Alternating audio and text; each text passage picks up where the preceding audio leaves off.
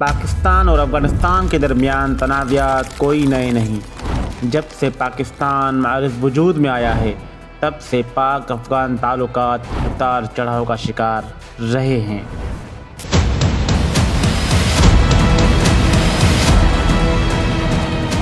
انہی تنازعات میں سے ایک تنازع ڈیورنڈ لائن کا بھی ہے، اور اسی ڈیورنڈ لائن سے جڑا ہے نام تحریک طالبان پاکستان کا، یعنی TTP کا۔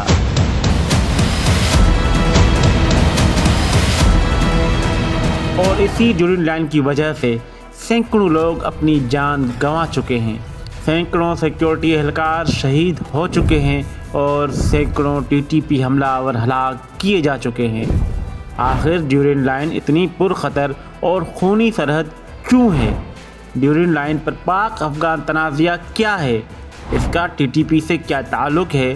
TTP کی دہشت گرد کارروائیاں اور پاکستان کے ان کے خلاف چند فیصلہ کن فوجی آپریشنز، آج کی اس ویڈیو میں ہم آپ کو یہی سب کچھ دکھانے والے ہیں۔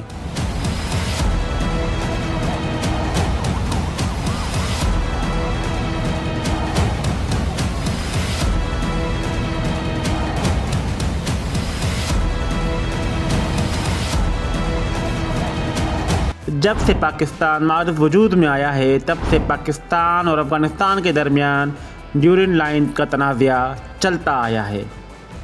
افغانستان کہتا ہے کہ ڈیورنڈ لائن جو 1893 میں برطانوی ہندوستان اور افغانستان کے درمیان کھینچی گئی تھی، برطانوی راج کے خاتمے کے بعد ختم ہو گئی، جبکہ پاکستان نے کہا کہ وہ برطانوی ہندوستان کا قانونی جانشین ہے، اس لیے یہ سرحد برقرار رہتی ہے۔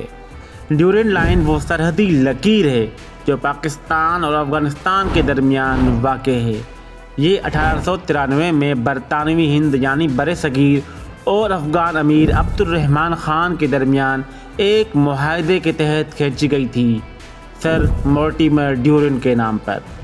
یہ سرحد شمال میں چین، تاجکستان اور افغانستان کے سنگم کے قریب واخان کوریڈور سے شروع ہوتی ہے، جنوب میں بلوچستان کے علاقے کے قریب ختم ہوتی ہے، یعنی چترال، دیر، باجوڑ، محمد، خیبر، کرم، شمالی و جنوبی وزیرستان، بنو، ڈیرہ اسماعیل خان اور بلوچستان کے کئی اضلاع سے گزرتی ہے۔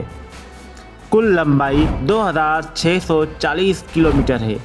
یہ پاکستان کی سب سے لمبی بین الاقوامی سرحد ہے، اور اسی سرحدی تنازع کی وجہ سے افغانستان وہ واحد اسلامی ملک بنا جس نے اقوام متحدہ میں پاکستان کی رکنیت کے خلاف ووٹ دیا تھا سپٹمبر 1947 میں۔ ڈیورنڈ لائن تنازع کے ساتھ تحریک طالبان بھی دونوں ممالک کے درمیان چپکلش کا سبب رہی ہے، اور یہی چپکلش چلتے چلتے یہاں تک پہنچی کہ دونوں ممالک کے درمیان ایک جنگ کی سی صورتحال بن گئی اور آخرکار جنگ میں تبدیل ہو گئی۔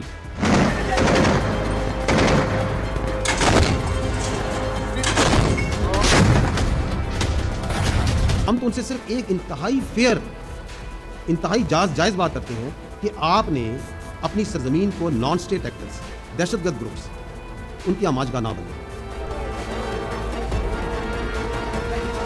یہی وہ ریجن، وہ سرحد ہے جہاں سے TTP کے حملہ آور حملہ کرتے رہتے ہیں، ڈیورنڈ لائن کے تنازع کو خونی بناتے ہیں۔ TTP ایک ایسی تنظیم ہے جو پاکستان پر قابض ہو کر نفاذ شریعت کرنا چاہتی ہے۔ جنرل مشرف کے آخری دور میں تحریک طالبان پاکستان نے سوات اور اس کے ارد گرد کے علاقوں پر قبضہ تک جما لیا تھا۔ علاقے کے اندر اور باہر آنے جانے کے راستوں پر چیک پوسٹیں بنا لیں اور اپنی شریعت کے مطابق قاضی عدالتیں تک قائم کر دیں، بلکہ سزائیں دینے کا عمل بھی شروع کر دیا تھا۔ چوک پر لوگوں کی گردنیں اڑائی جاتی اور کوڑے مارے جاتے۔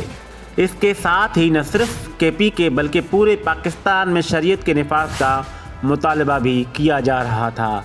ان سب حالات کے پیش نظر TTP اور اس وقت کی حکومت کے درمیان نظام عدل کے نام سے ایک ڈیل ہوتی ہے، اور امید کی جاتی ہے کہ اب TTP جہاں ہے وہاں محدود رہے گی، لیکن ہوتا اس کے بالکل برعکس ہے۔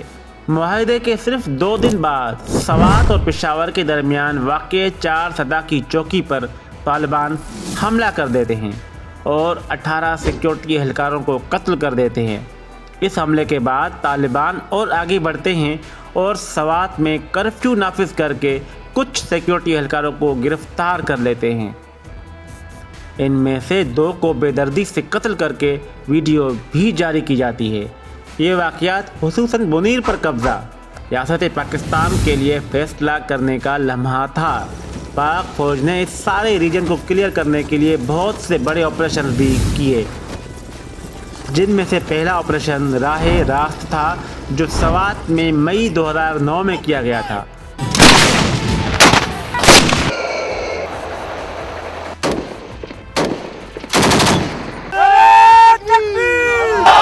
اور یہ 2 ماہ جاری رہا اور جولائی 2009 کو اختتام پذیر ہوا۔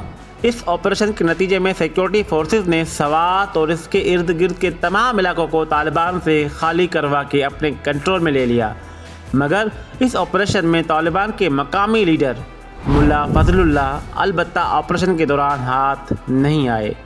ملا فضل اللہ تحریک طالبان پاکستان کے ایک اہم اور خطرناک رہنما تھے۔ انہیں ریڈیو ملا کے نام سے بھی جانا جاتا تھا کیونکہ وہ FM ریڈیو پر تقریریں کر کے لوگوں کو متاثر کرتے تھے۔ 2006 کے آس پاس انہوں نے سوات میں غیر قانونی FM ریڈیو چینل شروع کیا۔ وہ روزانہ رات کو تقریر کرتے اور خواتین کو گھر سے نہ نکلنے کا حکم دیتے، لڑکیوں کے اسکول بند کرنے کو کہتے، اسلامی نظام نافذ کرنے کی تبلیغ کرتے، اس لیے لوگ انہیں مولوی ریڈیو یا ریڈیو ملا کہنے لگے۔ فضل اللہ نے تحریک نفاذ شریعت محمدی کے سربراہ صوفی محمد جو ان کے سسر تھے کے ساتھ مل کر سوات میں طالبان حکومت قائم کی۔ انہوں نے پولیس، فوج، سرکاری عمارتوں اور عام شہریوں پر حملے کیے۔ 2009 میں آپریشن راہ راست کے دوران فضل اللہ فرار ہو گئے۔ پہلے افغانستان کے کنڑ اور نورستان علاقوں میں چھپ گئے۔ 2013 میں حکیم اللہ محسود کے مارے جانے کے بعد فضل اللہ کو تحریک طالبان پاکستان کا امیر بنا دیا گیا۔ وہ پاکستان میں کئی بڑے حملوں کے پیچھے سمجھا جاتا ہے۔ 14 جون 2018 کو افغانستان کے صوبہ کنڑ میں ایک امریکی ڈرون حملے میں ملا فضل اللہ مارا گیا۔ اس کی موت کی تصدیق افغان اور امریکی حکام نے کی۔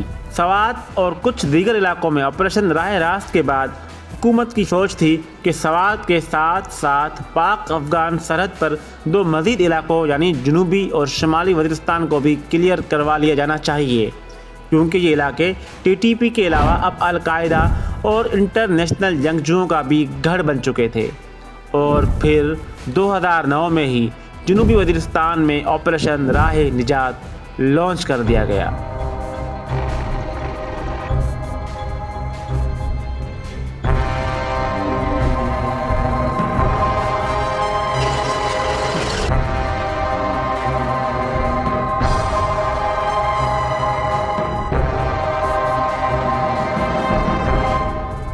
اس وقت TTP کے مرکزی کمانڈر بیت اللہ محسود تھے۔ آپریشن راہ نجات جون سے دسمبر 2009 تک تقریباً 6 ماہ جاری رہا۔ اس میں امریکی انٹیلیجنس کی کچھ مدد بھی شامل تھی، کیونکہ اسی آپریشن میں اگست 2009 میں بیت اللہ محسود کی موت امریکی ڈرون حملے میں ہوئی۔ بیت اللہ محسود تحریک طالبان پاکستان کا بانی اور پہلا سربراہ یعنی امیر تھا۔ اس نے 2007 میں مختلف شدت پسند گروہوں کو ملا کر TTP بنائی، جس میں مختلف قبائلی کمانڈر شامل ہوئے۔ وہ انتہائی منظم اور چالاک رہنما سمجھا جاتا تھا۔ اس کے زمانے میں ملک بھر میں خودکش بم دھماکے بڑھ گئے۔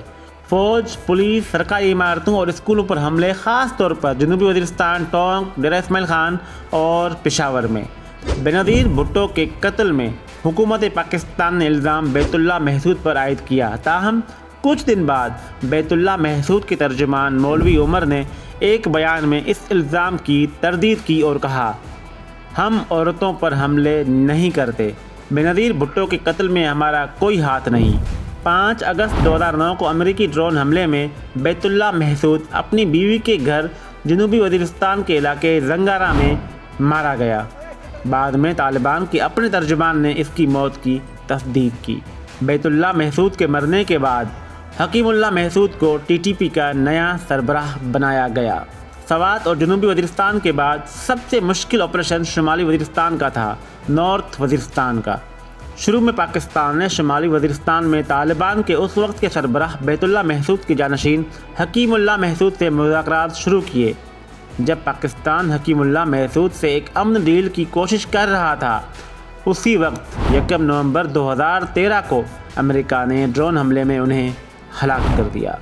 یہ ڈرون حملہ ڈنڈائے درپا کھیل میں حکیم اللہ محسود پر اس وقت کیا گیا جب وہ طالبان کی میٹنگ کے بعد اپنی گاڑی میں واپس جا رہے تھے۔ اس ڈرون حملے نے امن مذاکرات کو ٹھیس پہنچائی۔ وزارت خارجہ نے امریکی سفیر کو طلب کر کے احتجاج کیا کہ پی کے میں پی ٹی آئی کی حکومت تھی۔ انہوں نے نیٹو سپلائیز بند کرنے کا اعلان کیا اور کچھ دیر کے لیے یہ سپلائی بند بھی کر دی۔ حکیم اللہ محسود کی ہلاکت کے بعد ملا فضل اللہ، جو 2009 میں آپریشن راہ راست میں فرار ہو گئے تھے، ٹی ٹی پی کے نئے سربراہ بنا دیے گئے۔ انہوں نے فوراً اعلان کیا کہ وہ پاکستانی حکومت سے کوئی امن مذاکرات نہیں کریں گے بلکہ حکیم اللہ محسود کا بدلہ لیں گے۔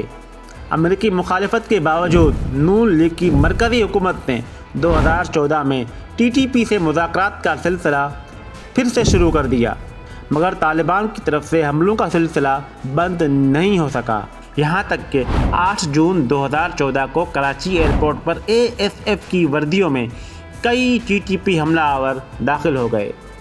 حملہ آوروں نے ایئرپورٹ پر عام شہریوں اور سیکیورٹی اہلکاروں سمیت 26 لوگوں کو قتل کیا، 2 بڑے مسافر طیارے مکمل تباہ کر دیے اور 1 کو جزوی نقصان پہنچایا، جبکہ حملہ کرنے والے 10 دہشت گرد وہیں مارے گئے۔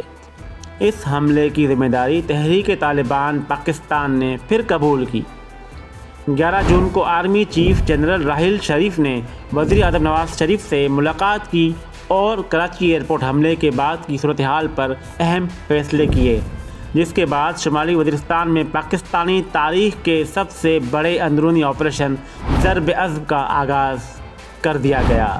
لیکن یہ آپریشن پہلے چند اٹیکس کے بعد سست روی کا شکار ہو گیا، جس کی بہت بڑی وجہ ملک میں سیاسی افراتفری تھی۔ تحریک انصاف اور طاہر القادری کی عوامی تحریک حکومت کے خلاف اسلام آباد میں 125 دن سے دھرنا دیے بیٹھی تھی۔ وہ سابقہ الیکشن کی تحقیقات اور حکومت کے خاتمے کا مطالبہ کر رہے تھے۔ اسلام آباد میں مظاہرے، پی ٹی وی پر حملے سمیت کئی انتہائی نوعیت کے واقعات آئے روز ہو رہے تھے۔ پی ٹی وی پہ بھی پہنچ گئے لوگ، سیکریٹریٹ بھی آپ کا بند ہے۔ پی ایم ہاؤس کے دروازے پر پہنچ کر قبضہ کر لیا ہے۔ بریگیڈیئر خالد، انہوں نے کہا کہ آپ اپنی منزل پر پہنچ گئے، آپ غلط جگہ پہ آ گئے ہیں۔ پی ٹی آئی چیئرمین نے پورے ملک کو جیم کرنے کی کال بھی دے رکھی تھی، جس کے لیے 15 دسمبر کو لاہور میں 28 مقامات پر دھرنا دیا گیا اور شہر کو جیم بھی کچھ دیر کے لیے کیا گیا۔ اور پھر وہ سانحہ عظیم برپا ہوا جس نے پوری قوم کو اشکبار کر دیا۔ طالبان نے اسکول میں پڑھتے بچوں کا قتل عام کر دیا۔ 16 دسمبر 2014 کو طالبان نے پشاور میں آرمی پبلک اسکول پر حملہ کیا اور 132 بچوں سمیت 150 سے زائد لوگوں کو قتل کر دیا۔ ٹی ٹی پی ترجمان محمد خراسانی نے اس حملے کی ذمہ داری قبول کی۔ اس خوفناک سانحے نے تقسیم شدہ سیاسی ماحول کو عارضی طور پر تبدیل کر دیا۔ عمران خان نے 126 روزہ دھرنا ختم کرنے کا اعلان کیا۔ انہوں نے کہا کہ اس حادثے کے بعد قوم کا یکجا ہونا، اکٹھا ہونا ضروری ہے۔ وزیر اعظم الیکشن پر جوڈیشنل انکوائری بٹھائیں ورنہ ہم دوبارہ بھی ملک جیم کر سکتے ہیں۔ اس دور میں، اس وقت میں کیا ہم اپوزیشن کریں، دھرنے میں بیٹھے رہیں؟ میں اس نتیجے پہ آیا کہ جو آج پاکستان کے حالات ہیں، ہمیں دھرنا ختم کرنا پڑے گا۔ اس سیاسی اتفاق رائے کے بعد پہلے سے جاری ضرب عضب میں بہت تیزی آ گئی۔ پاک افغان بارڈر پر ٹی ٹی پی کے ٹھکانوں پر اٹیکس ہونے لگے، زمینی حملے بھی تیز ہو گئے۔ इस पर TTP सरबराह मुल्ला फजलुल्लाह ने धमकी दी कि अगर हमले बंद न किए गए तो इतनी बड़ी कार्रवाई करेंगे कि पेशावर स्कूल हमला भूल जाओगे। मुल्ला फजलुल्लाह की धमकियां ऑपरेशन ज़र्ब अज़ब को नहीं रोक सकी। ऑपरेशन 2017 तक जारी रहा। इस ऑपरेशन के नतीजे में पाक फ़ौज ने शुमाली वज़ीरिस्तान का मुकम्मल कंट्रोल भी हासिल कर लिया। मुल्ला फजलुल्लाह जो सवात ऑपरेशन के वक्त से पाकिस्तान को मतलूब थे, अगले साल 2018 में अफ़गानिस्तान के इलाके कुनड़ में मारे गए। साबिका TTP लीडर्स की तरह इन्हें भी अमेरिकी ड्रोन ने निशाना बनाया था। ये सब पिछले चंद साल के वाक़यात हैं, लेकिन हकीकत ये है कि ये बॉर्डर, ये फॉल्ट लाइन सदियों से गैर महफूज चली आ रही है। मौजूदा पाक अफ़गान सरहद की ये फॉल्ट लाइन हालिया बरसों में ही कशीदगी का शिकार नहीं रही, बल्कि हज़ारों बरस पहले के ज़मानों से भी ये हमलावरों का एक रास्ता रहा है। सिकंदर आज़म, महमूद गज़नवी, शहाबुद्दीन गौरी, अमीर तैमूर और अहमद शाह अब्दाली इसी एरिया से दरियाए सिंध के दरखेज़ इलाकों पर हमलों के लिए आया करते थे, जिस पर फिर कभी मौके की मुनासिबत से बात करेंगे। सदियों से किसी न किसी वजह से ये एरिया एक हॉट बॉर्डर की हैसियत से ही मौजूद रहा है। अभी की सूरत हाल ये है कि पाकिस्तान को अफ़गान तालिबान से नहीं, सिर्फ TTP से मसला है और इसी एरिया में इनके ठिकाने हैं।